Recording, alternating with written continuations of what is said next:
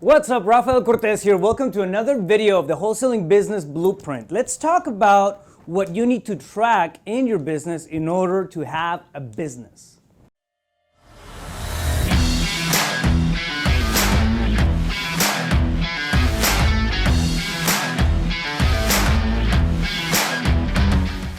Okay, so let's talk about KPIs. What are KPIs? This is one of the terms that gets thrown around often. There's a lot of confusion behind it. So KPI stands for Key Performance Indicators, all right?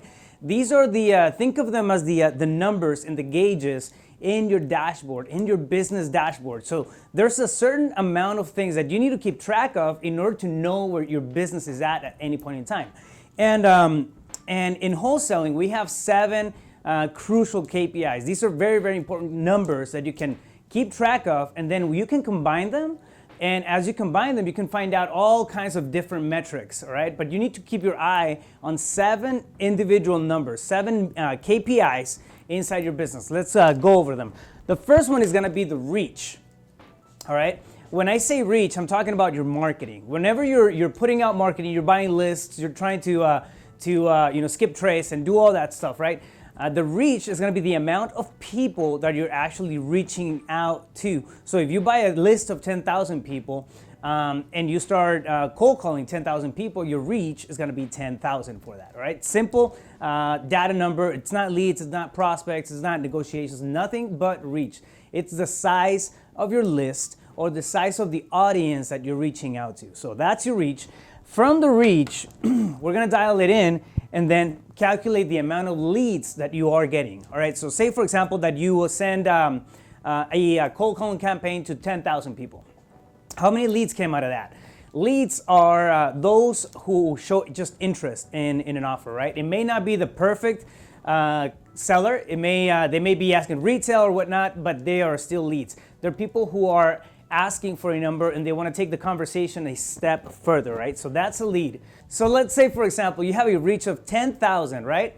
You're going to measure the leads that come back from that. So if you get 1,000 leads, which is 1,000 people who are interested, now you have a number for your leads. Now, out of those leads, the third KPI that we're going to be looking at is how many of those leads are prospects, all right? So how many actually turned into a viable prospect? A prospect is a lead that actually fits the criteria and they can be potential sellers. All right, so we've gone through the pre-qualifying process and now it's just a matter of negotiating the details and seeing whether or not we're gonna be able to get a fit, so, right?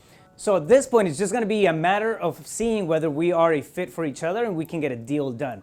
All right, we can solve the problem and we can move forward into the negotiation part and then get a contract signed. Which takes me to the next KPI. Your next key performance indicator, it's gonna be how many contracts you were able to get signed.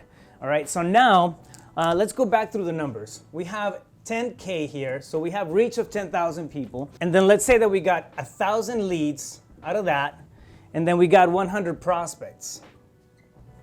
All right, so we're dialing it down, but now we have a measure of performance, right? Now out of those 100, how many contracts are we gonna get signed? So say that that same list gave us 10 contracts signed.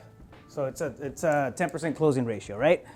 All right, so we logged 10 contracts out of that 10,000 reach campaign. Now, how many of those actually closed? So say that, I don't know, 2 fell through and then you were able to close 8 contracts. All right. Now what we're doing is we're crafting the overall picture of the business, right? So what we're doing at this point is painting a really good picture of our performance in the business, all right? So now we know that we sent out a campaign of 10,000. We can estimate, about 10 contracts out of that. We can estimate 100 prospects and whatnot. And you can use that to measure and compare other different campaigns. That way you know which campaigns are landing and which ones are just junk, right? So out of that, of course, we're going to track the revenue. So how much did we make? Say that we got 8 contracts and then we made $80,000, which gave us, $10,000 per contract, right? And then how much did you spend on the actual marketing campaigns? So say that we spent $5,000. So now we have $5,000 in expenses to make $80,000 from a 10,000 reach campaign. So again, this whole thing just paints an overall picture and it gives you points of reference of where to measure and how to measure your business. So it's 7 different KPIs: reach, leads, prospects, contracts signed, contracts closed, expenses, and then revenue.